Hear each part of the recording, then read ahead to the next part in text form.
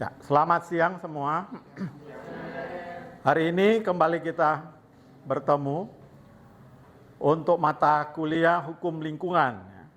Dan hari ini sebagaimana yang sudah saya sampaikan pada perkuliahan minggu yang lalu, bahwa kita akan masuk pada materi penegakan hukum lingkungan. Penegakan hukum lingkungan sesuai dengan rencana pembelajaran semester. Kita kan sudah pertemuan yang lalu, kebijakan lingkungan hidup di dunia internasional sudah. Kemudian pembangunan berkelanjutan itu juga sudah diberikan. Pembangunan berkelanjutan, dan hari ini sesuai dengan rencana pembelajaran semester, kita akan masuk pada penegakan hukum lingkungan. Diharapkan lewat mata kuliah ini, pembelajaran ini, Anda bisa mengerti, memahami tentang bagaimana penegakan hukum lingkungan itu. Penegakan hukum lingkungan sesuai dengan rencana pembelajaran semester. Ini pertemuan kita pada penegakan hukum lingkungan sesuai dengan RPS. Ini materi kuliah kita pada hari ini. Hingga nantinya setelah Anda menyelesaikan kegiatan pembelajaran, Anda bisa memahami, mengetahui bagaimana pelaksanaan penegakan lingkungan, hukum lingkungan itu, khususnya kita yang ada di Indonesia. Nah, karena itu kita akan masuk pada materinya. Nah, sekarang kita akan melihat bagaimana penegakan hukum lingkungan ini. Penegakan hukum lingkungan. Apa yang maksud dengan penegakan hukum lingkungan? Penegakan hukum lingkungan itu adalah sebuah upaya, sebuah upaya untuk mencapai ketaatan. Taat terhadap apa? Regulasi tentunya. Atau peraturan perundang-undangan dan persyaratan dalam ketentuan hukum yang berlaku secara umum. Umum dan secara individual. Bisa secara umum, bisa secara individual. Melalui pengawasan dan penerapan sanksi. Nah, di sini ada unsur pengawasan dan penerapan sanksi. Sanksi sebagaimana kalau Anda belajar pada mata kuliah yang lain, seperti pada pengantar hukum Indonesia, pengantar ilmu hukum, nah kita mengenal ada beberapa jenis sanksi. Ada sanksi administrasi, ada sanksi pidana, dan ada yang berhubungan dengan keperdataan. Nah, ini juga berlaku dalam penegakan hukum lingkungan. Penegakan hukum lingkungan. Nah, kemudian tentunya ada tujuan. Apa tujuan daripada penegakan hukum lingkungan ini? Nah, kalau kita lihat di sini penegakan hukum lingkungan ini, kaitannya dengan tujuannya ada 4 aspek yang akan dilihat. Yang pertama menyangkut bagaimana kepatuhan terhadap regulasi, aturan-aturan yang berkaitan dengan hukum lingkungan. Dengan lingkungan. Kepatuhan atau regulasi yang berkaitan dengan hukum lingkungan. Nah, ini nanti kita akan melihat semua satu persatu. Kemudian menyangkut pelanggaran baku mutu lingkungan. BML ini singkatan ya. Baku mutu lingkungan. Yang bermuara pada menyangkut izin. Mengapa ini berhubungan dengan izin? Saya sudah mungkin pernah singgung pada kuliah-kuliah yang lalu, bahwa seperti kalau ada badan usaha ataupun subjek hukum yang akan membuat pabrik umpamanya ya. Pabrik atau melakukan kegiatan pertambangan, semuanya harus ada izin. Yang tentunya ada berhubungan dengan bagaimana izin ini kaitannya dengan pengaturan tentang baku mutu lingkungan. Kemudian penegakan hukum lingkungan dalam hal apa? Apabila terjadi pencemaran lingkungan. Pencemaran ini berhubungan dengan kerusakan yang dapat timbul, yang dapat terjadi di lingkungan hidup itu sendiri. Seperti kalau ada orang yang membangun pabrik, ya, kemudian dia mencemari air, ya, pencemaran terhadap air. Nah, seperti saat sekarang ini kan di Bali sedang dibuat ya oleh pemerintah Indonesia mengadakan konferensi internasional World Water Forum, ya, menyangkut air. Itu saat sekarang ini. Ya. Kalau Anda lihat di berita-berita, kan dihadiri baik oleh para penguasa, seperti saya lihat seorang penguasa dari Amerika, Elon Musk, ya, yang membuat mobil Tesla, ya. Kemudian dia juga Starlink kan itu internet, ya, internet yang berbasis menggunakan satelit. Itu hadir di forum tersebut. Nah, ini kita kembali pada pencemaran lingkungan hidup. Jadi pencemaran itu pencemaran air, udara, tanah. Nah, kalau kita bicara pencemaran sebagaimana yang sudah saya jelaskan. Jadi penegakan hukum itu bagaimana kalau terjadi pencemaran. Nah, kemudian juga kaitan dengan kerusakan. Nah, ini kerusakan lingkungan. Kerusakan lingkungan seperti kerusakan terhadap lokasi.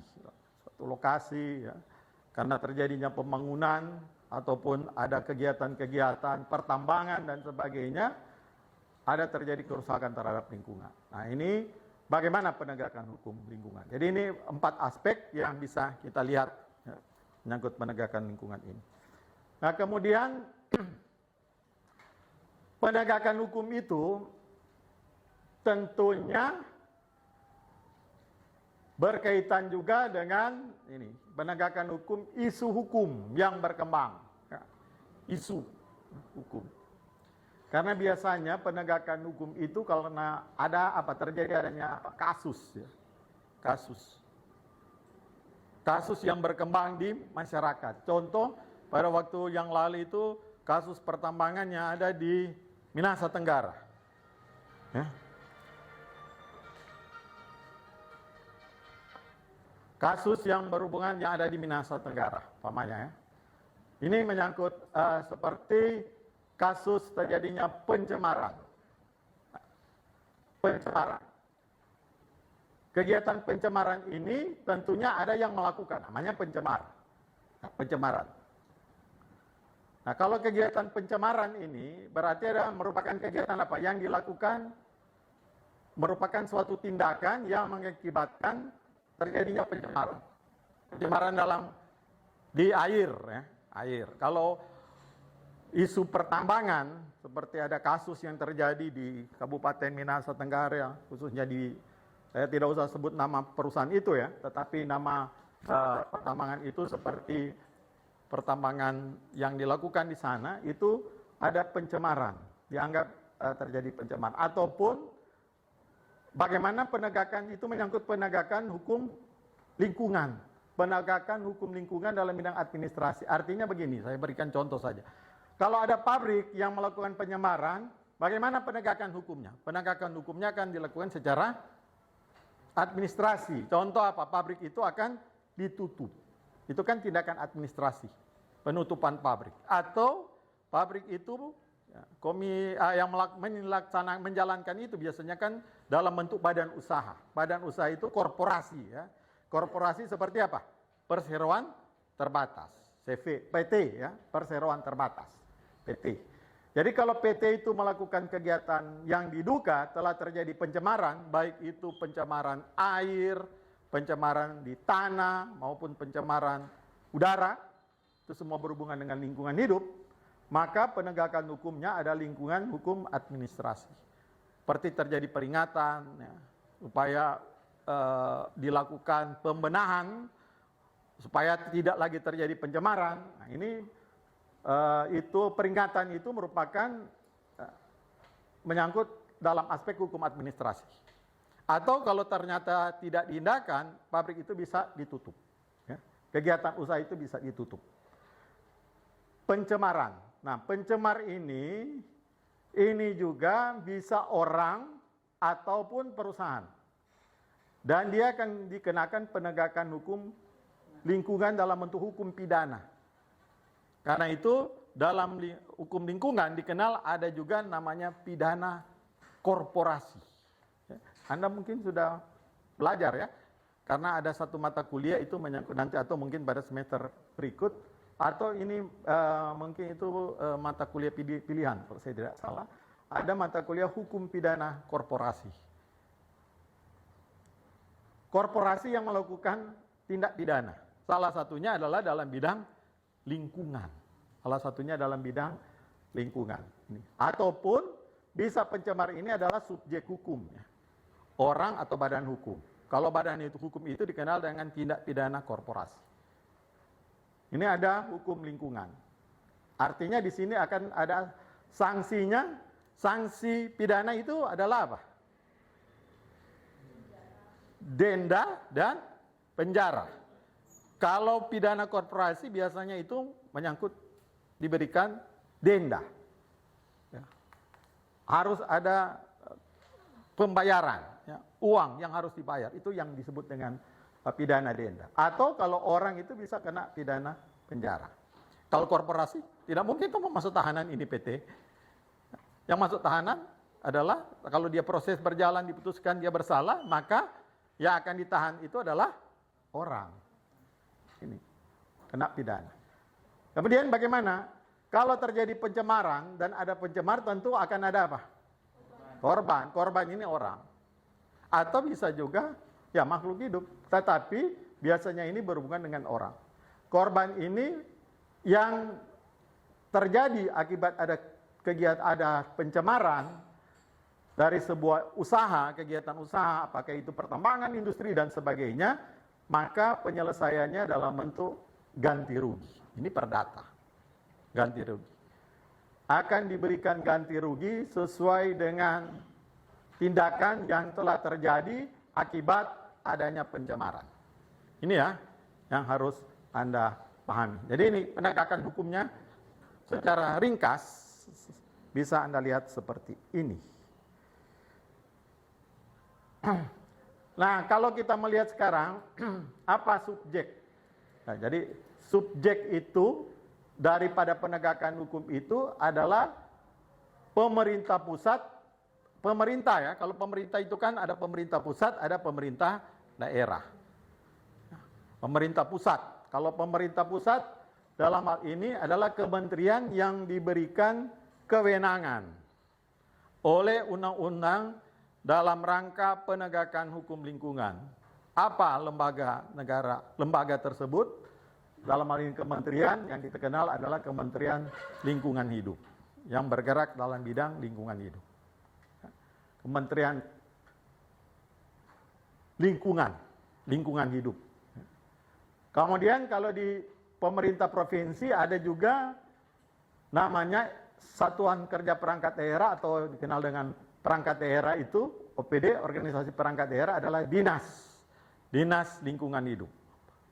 Kalau dulu ada yang disebut dengan Bapedal, Badan Pengelolaan Dampak Lingkungan, Bapedalda ya, daerah. Tapi sekarang sudah disebut dengan Dinas Lingkungan Hidup. Demikian juga dengan pemerintah di kabupaten kota. Jadi pemerintah pusat, pemerintah provinsi, pemerintah kabupaten kota. Nah, kemudian tujuannya adalah meningkatkan kepatuhan. Kepatuhan kepada siapa? Kepada masyarakat maupun pelaku usaha. Supaya dalam mereka melakukan kegiatan usaha itu, kegiatan tersebut tidak apa? Mencemari lingkungan. Ini menyangkut kepatuhan.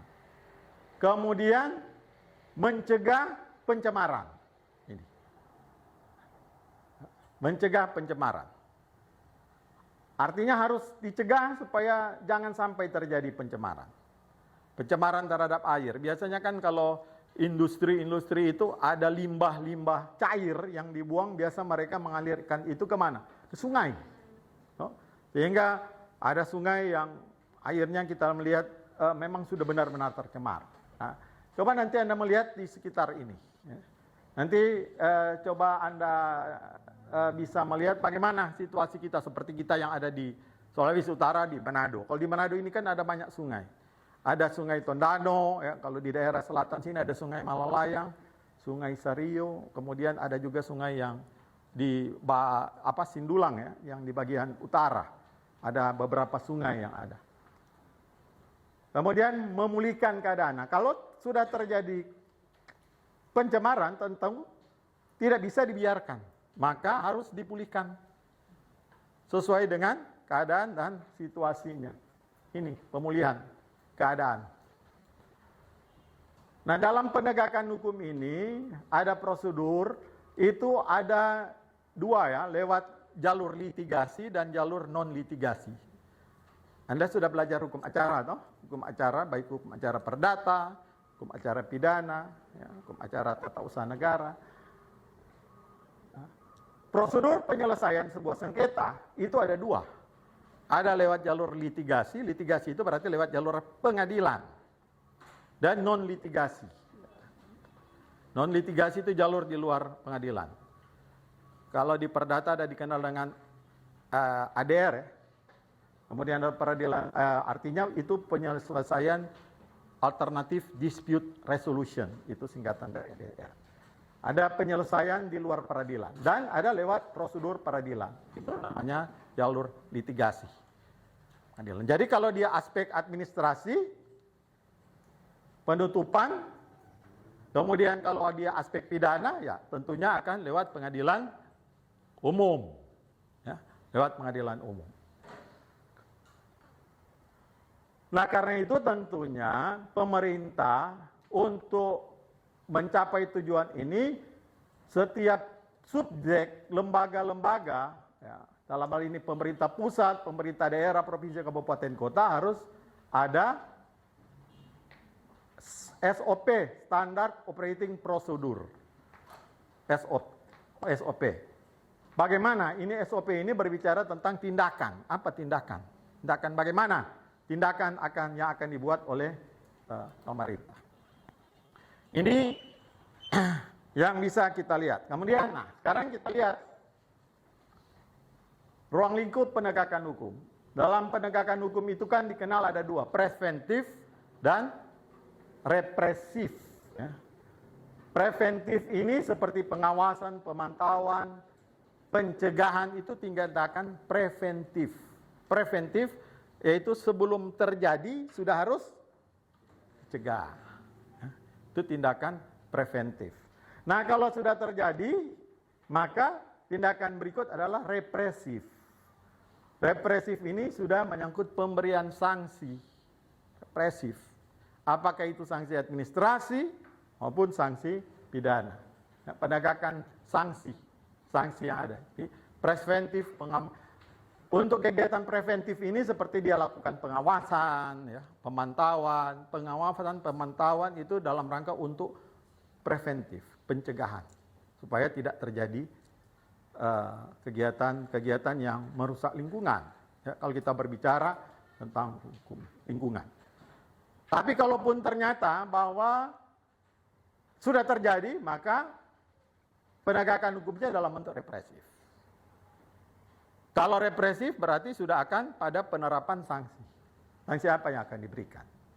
Apakah sanksi administrasi ataupun juga yang berhubungan dengan sanksi pidana.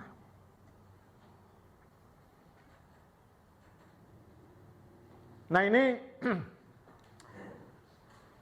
kegiatan pengawasan itu ada lewat pengaduan dari masyarakat atau organisasi perangkat daerah lainnya. Ini pengaduan karena dalam pengawasan ini kan bisa saja tidak artinya begini, kegiatan pengawasan itu juga bukan hanya tugas daripada pemerintah, tetapi masyarakat juga turut berperan serta. Masyarakat ini ya, seperti ada lembaga-lembaga juga yang namanya lembaga-lembaga kemasyarakatan atau istilah bahasa asingnya NGO, Non-Government Organization, yang bergerak dalam bidang lingkungan hidup. Contoh WALKI, Wahana Lingkungan Hidup. Kalau di tingkat internasional ada yang namanya WWF, World Wide Fund, ya. Lembaga yang concern terhadap masalah lingkungan. Jadi kalau mereka melihat sudah ada terjadi kasus dalam hal lingkungan hidup, masyarakat atau organisasi lainnya itu, masyarakat bisa perorangan atau dalam bentuk organisasi bisa melakukan pengaduan. Pengaduan kepada siapa? Pengaduan kepada subjek. Pengaduan pada subjek, ya.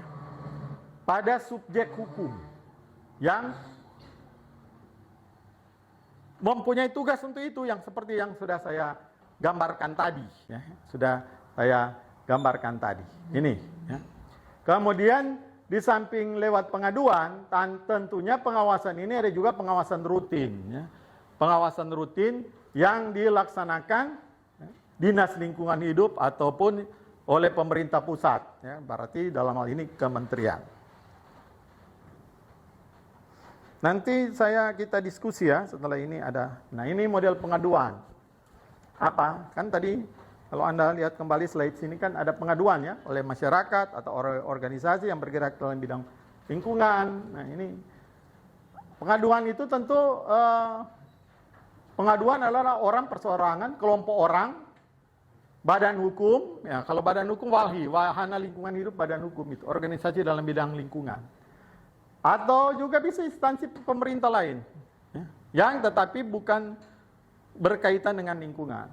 Ada instansi pemerintah lain yang mengadukan dugaan terjadinya kerusakan lingkungan atau kegiatan ada terjadi pencemaran. Ini yang disebut dengan pengadu.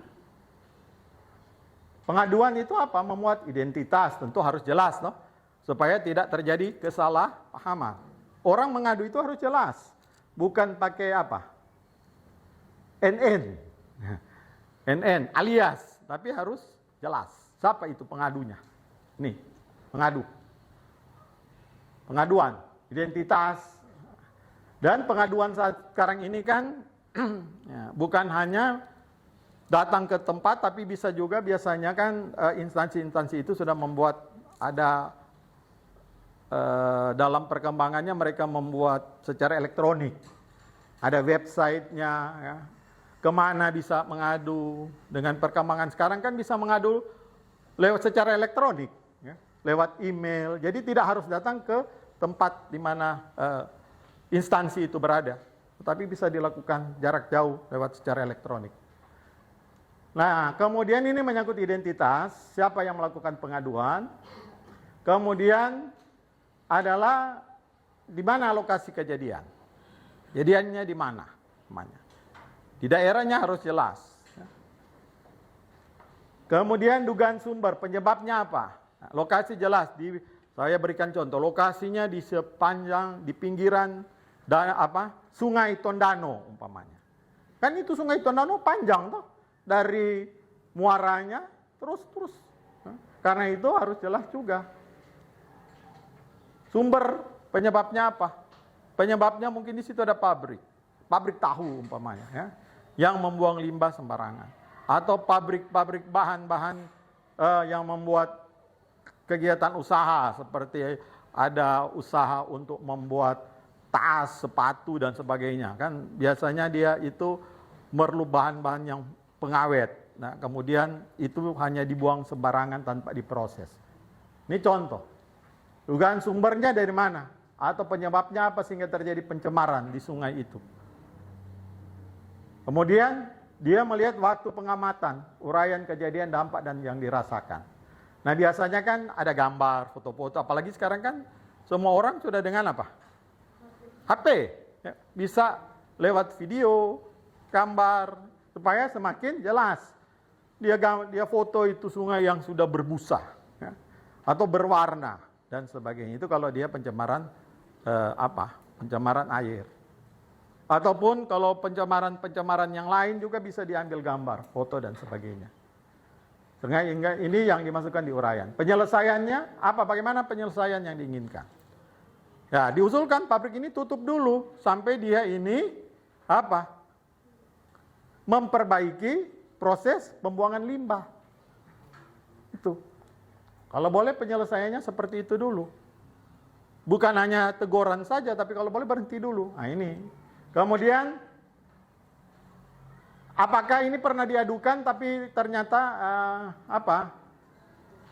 itu tidak diperhatikan? Pengaduan pernah atau belum disampaikan ke instansi penanggung jawab. Artinya ini sebetulnya sudah pernah diadukan 1-2 bulan yang lalu, tetapi ternyata tidak ada tindak lanjut. Nah, itu juga dimasukkan dalam laporan. Atau ini merupakan pengaduan yang baru.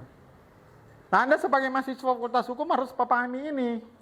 Supaya nantinya kalau mungkin Anda ada tinggal di suatu lingkungan, kemudian sesuai dengan tadi yang saya sampaikan, RPS, rencana pembelajaran semester, capaian pembelajaran yang ingin dicapai, capaian pembelajaran mata kuliah kita, seperti yang sudah saya jelaskan, bahwa Anda mengetahui, memahami, dan bisa melakukan.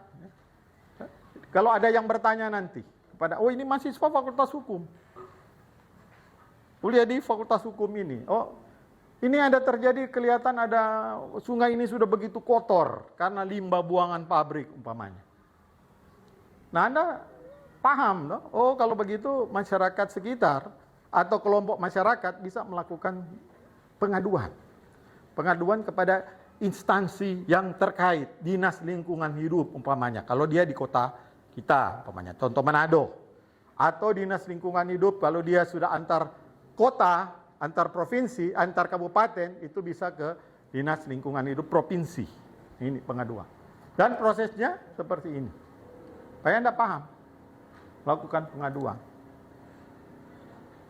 Coba saya tanyakan dulu. Anda pernah lihat nggak ada tindakan terjadinya pencemaran lingkungan di tempat Anda berada? Siapa yang sudah pernah? Ada. Biasa yang tinggal di pinggir sungai atau tinggal di dekat daerah-daerah ada pabriknya, ada kegiatan usaha. Kalau nama siapa? Tinggal di perumahan atau ada dekat dengan pabrik? Di daerah perumahan. Oh, perumahan. Tidak ada kegiatan usaha di sana? Tidak. Ada yang tinggal dekat kegiatan usaha? Oh ya. Pabrik kecap. Pabrik kecap. Bagaimana? Pabrik kecap tersebut berjalan sesuai dengan aturan atau? Berjalan, cuma setiap kali ada perayaan menjaga kasih kecap dan filter. Oh, itu CSR namanya ya. Tapi kegiatan itu tidak mengganggu lingkungan. Air sebenarnya Cuma air. Airnya bagaimana? tercemar karena dalam Sebetulnya kan kalau ada terjadi tindakan pencemaran berarti pengelolaan limbah itu tidak berjalan dengan baik. Nah, sebagai masyarakat di sekitar itu dia bisa melakukan pengaduan. Nah, proses pengaduan seperti ini. Melakukan pengaduan kepada Dinas Lingkungan Hidup di kota umpamanya. Ya. Karena perusahaan kecap ini ternyata proses pengelolaan limbahnya tidak berjalan dengan baik. Hingga mengakibatkan terjadinya pencemaran terhadap air umpamanya. Yang ada di lokasi itu. Nah, Anda bisa melakukan ini. Pengaduan terhadap itu. Supaya pabrik kecap ini memperbaiki proses pengelolaan limbah. Bukan berarti diadu supaya di pabrik ditutup, tidak. Tetapi dia harus memperbaiki. Ya, memperbaiki karena memang dia kan diberikan izin, perusahaan kan ada izin lingkungan. Saya kira juga walaupun itu perusahaannya tidak beromset besar, ada izin-izin lain yang berhubungan dengan dalam rangka penegakan aturan di kabupaten atau kota. Pol PP. Karena di Pol PP ini biasanya mereka ada juga penyidik. Namanya PPNS, Penyidik Pegawai Negeri Sipil.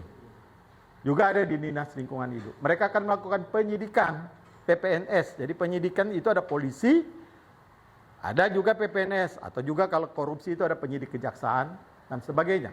Tetapi kalau kita bicara tentang lingkungan, ada penyidikan.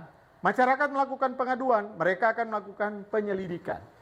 Betul tidak aduan yang telah dilakukan oleh masyarakat seperti yang slide sebelumnya yang sudah diberikan. Akan diadakan penyelidikan, penyidikan. Akan ditanya di pihak kelurahan, kecamatan, dan Dinas Lingkungan Hidup akan terjun ke lapangan. Dan itulah yang disebut dengan verifikasi. Verifikasi. Artinya aduan masyarakat itu tidak serta-merta diterima, ya. Tetapi akan diverifikasi. Akan diverifikasi. Sesuai enggak dengan kenyataan di lapangan? Jangan sampai itu hanya merupakan fitnah, toh. Mungkin ada orang yang tidak senang terhadap kegiatan usaha, kemudian dia melakukan pengaduan. Padahal tidak ada. Maka itu perlu ada verifikasi.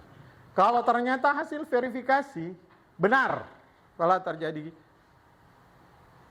pencemaran lingkungan, ada terjadi kerusakan pada lingkungan, berdasarkan verifikasi oleh Dinas Lingkungan Hidup, maka di situ akan ada tindakan. Tindakan tadi, ya.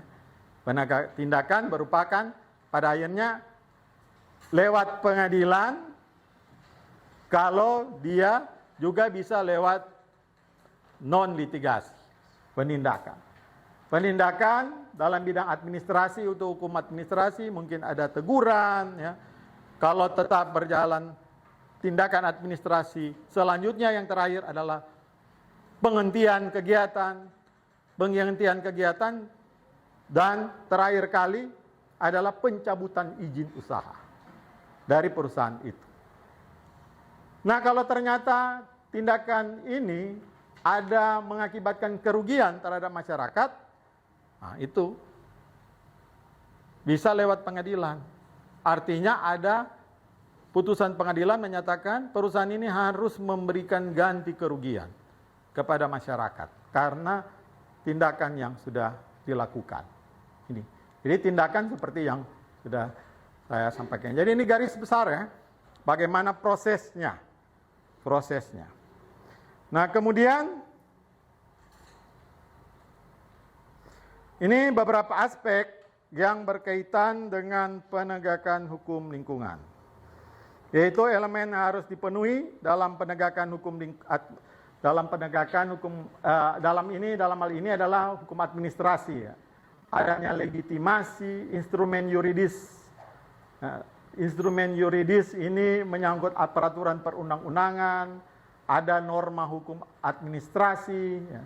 Kalau kita bicara hukum administrasi, norma hukum administrasi itu, kalau Anda belajar hukum administrasi negara, baca Undang-Undang Nomor 30 Tahun 2014 tentang administrasi pemerintahan, di situ dikenal ada yang namanya sanksi. Ya, norma hukumnya ada sanksinya, sanksi administrasi ringan, sanksi administrasi sedang, sanksi administrasi berat. Ada norma hukum. Norma ini aturan berhubungan dengan hal-hal yang berkaitan dengan apa yang ada di dalam hukum administrasi, khususnya kalau ini peraturan perundang-undangan, instrumen yuridis. Kan peraturan perundang-undangan itu undang-undang dasar, undang-undang, peraturan pemerintah pengganti undang-undang, peraturan pemerintah, peraturan presiden. Kemudian di peraturan presiden itu ada kaitan juga dengan permen, ada peraturan daerah provinsi, ada peraturan daerah kabupaten kota. Kemudian yang berhubungan dengan kumulasi sanksi. Sanksi apa yang nantinya akan dijatuhkan. Ini tadi yang paling terakhir kan ada kegiatan verifikasi. Ini supaya Anda bisa lihat di kegiatan verifikasi ini, saya kira saya sudah menjelaskan itu secara garis besar, ya. Sini ada verifikasi karena kalau bicara tentang terjadinya kegiatan-kegiatan yang merusak lingkungan kan itu ada banyak aspek, toh, seperti yang saya katakan tadi. Nah, itu tadi contoh-contoh ringan saja. Nah, tapi kalau contoh yang lebih luas seperti terjadinya kerusakan di hutan, ya, dan sebagainya, karena itu juga ada kaitannya dengan apa ini? Bidang kehutanan, ya.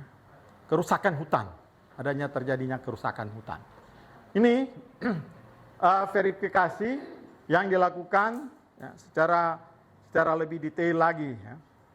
Kemudian yang melakukan pengaduan orang atau masyarakat. Pengadu berhak mendapatkan informasi mengenai perkembangan atau status pengelolaan pengaduan. Artinya apa yang dia laporkan, ya dia instansi terkait harus menyampaikan perkembangan sampai di mana perkembangan itu, perkembangan yang ada. Ya. Kemudian laporan hasil pengaduan dan tindakan lanjut hasil pengaduan. Karena bagaimana kalau kita sudah melakukan pengaduan tapi tidak ada tindakan? Nah, itu pengadunya harus tahu juga. Nah, itu dinas yang berkaitan dengan itu, Dinas Lingkungan Hidup harus terbuka.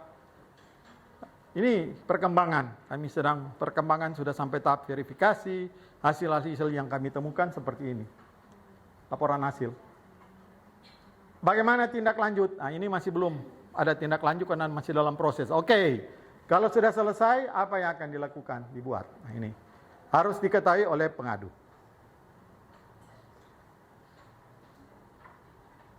Nah, ini saya kira beberapa aspek saja yang saya kira ini sudah secara garis besar. Ini sanksi administrasi bisa dilihat di undang-undang tentang pengelolaan dan perlindungan lingkungan hidup, ada di dalam pasal 72 6 ayat 2, ada teguran tertulis, ada paksaan pemerintah, pembekuan izin, pencabutan izin, pemulihan lingkungan. Ini merupakan 5 jenis sanksi administrasi ya. Nah, kemudian ini teguran tertulis. Nah, saya kira ini sudah saya jelaskan tadi secara garis besar. Nah, norma hukum, ini sanksi administrasi, wewenang, asas-asas umum pemerintahan yang baik ini ya, atau good governance. Nah, ini saya kira Anda sudah belajar pada waktu mata kuliah hukum administrasi. Ini diskresi ya, dalam penerapan sanksi administrasi, ini juga diskresi dikenal dalam hukum lingkungan hidup ya, diskresi. Diskresi itu dibuat oleh pejabat ya, namanya diskresi. Itu Anda belajar di hukum administrasi. Kalau ada aturannya tidak begitu jelas ya, maka pejabat pemerintah itu, pejabat tata usaha negara bisa melakukan tindakan yang namanya diskresi. Kira ini menyangkut sanksi ya, ada juga dikenal dalam hukum lingkungan hidup ada akumulasi ya. Ini akumulasi penggabungan sanksi ya. Akumulasi eksternal, akumulasi internal, sanksi eksternal, sanksi internal. Tetapi akumulasi sanksi internal itu tidak boleh melanggar asas nebis in idem. Nah, asas nebis in idem itu kan suatu tindak atau suatu yang sudah diputuskan ya, mempunyai kekuatan hukum tetap, itu tidak lagi bisa diproses di pengadilan. Itu kan asasnya. Asas nebis in idem. Dan ada asas keseimbangan, ada asas nebis rex vari. Nah, ini hal-hal yang berkaitan dengan penggabungan sanksi maksudnya di sini. Dan memang dalam penegakan hukum lingkungan ya seringkali ada kelemahan ya. Kelemahan itu menyangkut dogma normatif. Ya. Bisa saja ada kelemahan-kelemahan, ada celah-celah hukum. Celah hukum ini adalah peraturan perundang-undangan, bisa terjadi di situ ada ya. Celah hukum secara normatif. Kemudian ada celah hukum dogmatis ya. Bagaimana penerapan daripada ini aturannya ada. Kemudian implementatif. Nah, karena itu kan waktu Anda belajar ini, saya ingatkan pada waktu Anda belajar di pengantar ilmu hukum dikenal ada apa? Ada das solon, das sein ya. Yang diharapkan itu aturannya ya, peraturannya. Kemudian yang kenyataan ya, dalam implementasinya bagaimana? Apakah aturan yang diinginkan itu sudah sesuai dengan kenyataan? Juga lebih lanjut kalau kita belajar di PIA ada dikenal dengan sistem hukum. Kan sistem hukum itu dibangun atas 3 aspek toh. Legal structure, struktur hukum, ya, baru norma hukum, ya, legal structure, kemudian budaya hukum. Ada 3 aspek di situ. Artinya peraturannya bagaimana? Peraturannya sudah baik. Yang melakukan penegakan hukumnya namanya legal structure. Kemudian budaya hukumnya. Budaya hukum itu bagaimana keadaan kondisi masyarakat keterkaitan dengan hukum. Memang menyangkut hukum lingkungan, budaya hukum kita masih sangat ya lemah. Yaitu apa? Contoh saja, orang kan lebih mudah buang sampah tidak pada tempatnya. Tidak pada tempatnya. Itu banyak terjadi. Sudah ada tempat sampah, tetapi dia hanya main lempar saja. Seperti orang peklasi ini, ada juga masih orang yang buang-buang sampah. Padahal ada tempat sampah tuh di depan. Itu karena ada menyangkut budaya hukum. Implementasinya ini kelemahan-kelemahan yang terjadi.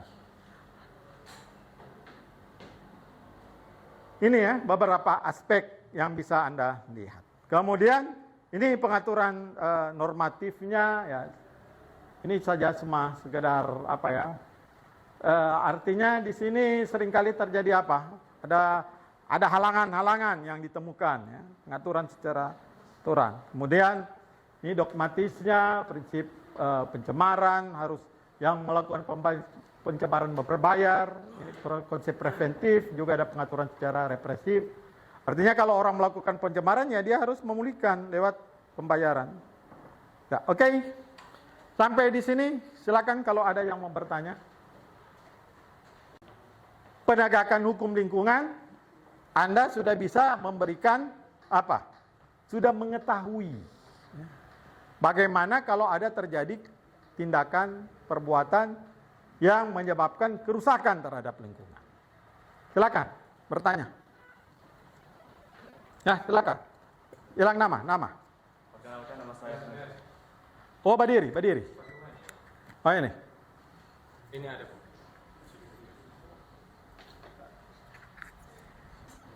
Oh, nggak pegang Jo. Berdiri.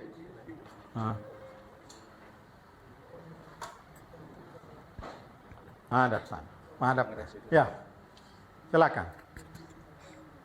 Di sini. Situ. Pegang Jo. Nggak pegang Jo itu, Mike. Nggak apa-apa, nggak pegang. Baik, terima kasih atas kesempatan yang diberikan. Izin bertanya, Mener, terkait dengan Ya. Baik, terima kasih atas kesempatan yang diberikan. Izin bertanya, Mener, terkait dengan penegakan hukum lingkungan, itu kan dibagi menjadi dua, preventif dan juga represif. Nah, dalam represif ini kan ada penerapan sanksi baik secara administrasi dan juga pidana. Saya ingin bertanya terkait dengan penerapan sanksi pidana. Nah, bagaimana jika korporasi melakukan suatu tindak pidana? Contohnya tadi telah dijelaskan mengenai pencemaran. Nah, tentu kan dalam pembuatan kebijakan sehingga menyebabkan pencemaran itu kan ada oknum-oknum atau individu yang mengambil kebijakan tersebut sehingga terjadi kerusakan atau pencemaran tersebut. Nah, apakah dalam pertanggungjawaban pidana oleh korporasi ini dibebankan kepada oknum yang memberikan kebijakan tersebut atau kepada setiap orang yang memiliki struktur fungsional dalam korporasi tersebut? Terima kasih, Mener. Baik. Nah, jadi ini pertanyaan yang bagus ini, ya. Jadi bagaimana? Nah, kalau Anda belajar hukum pidana korporasi, pertanggungjawaban itu adalah ada dua aspek di dalamnya, ya.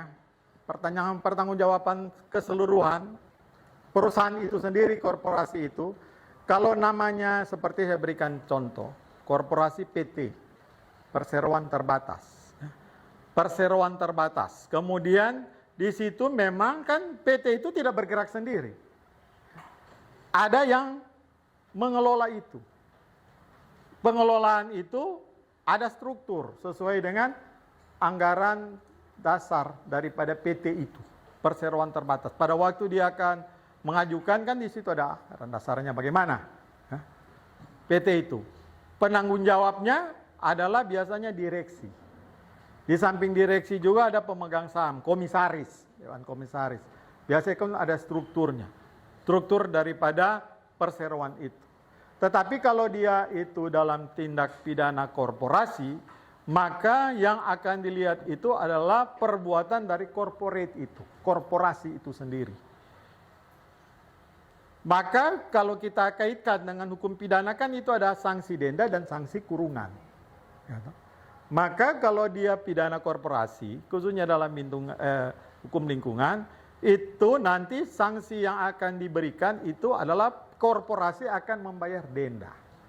Jadi perusahaan itu yang akan membayar denda terhadap kerusakan yang sudah terjadi karena adanya pencemaran. Ya. Denda yang akan nantinya penyidik akan, kalau itu lewat secara pengadilan, maka penyidik akan kemudian hasil penyelidikan itu akan menyampaikan kepada penuntut kejaksaan. Karena di kejaksaan itu juga kan ada kejaksaan tindak pidana yang bukan pidana umum, pada umumnya dan juga pidana yang ada kekhususan. Seperti ini kasus lingkungan. Dan perusahaan itu akan dipidana umpamanya, tapi ada dalam hal ini mereka yang bertanggung jawab seperti direktur teknis umpamanya ternyata tidak melakukan sesuai dengan apa yang sudah menjadi mekanisme perusahaan. maka orang yang menyebabkan itu dia nanti yang akan bertanggung jawab secara individu. Bukan lagi pertanggungjawaban korporasi ya, korporasi itu lain. Korporasi ya, tanggung jawab korporasi, tetapi sudah tanggung jawab individu. Nah, itu bisa jadi pidana penjara kalau sudah masuk pada tanggung jawab individu. Nanti itu kan akan ada proses penyidikan. Penyelidikan, itu kan pertama penyidikan dilihat. Oh, ini memang pertanggungjawaban korporasi secara penuh, maka sanksi pidananya ya denda. Tapi ternyata pada waktu diadakan penyidikan, oh ini bukan cuma pertanggungjawaban korporasi, tetapi ada individu yang harus bertanggung jawab. Nah, itu pidana penjara. Oke? Ada lagi? Terakhir saja, satu orang. Apa? Tadi laki-laki, perempuan? Apa? Yang mau bertanya? Nggak usah ragu-ragu, supaya Anda nantinya bisa paham. Bisa juga lah laki-laki kalau tidak ada perempuan yang mau bertanya. Supaya Anda pada waktu ini kan, kuliah kita kan ini sesuai dengan capaian pembelajaran, CPMK, supaya Anda bisa tahu, memahami. Bukan cuma nanti tahu lewat ujian akhir semester, tetapi juga di masyarakat, oh kami sudah bisa menjelaskan kepada masyarakat juga tentang bagaimana penegakan hukum dalam bidang lingkungan. Karena itu kalau tidak ada yang paham, seperti pertanyaan tadi ya, bertanya. Saya persilakan. Kita memahami ya, mengerti, itu Anda pelajari.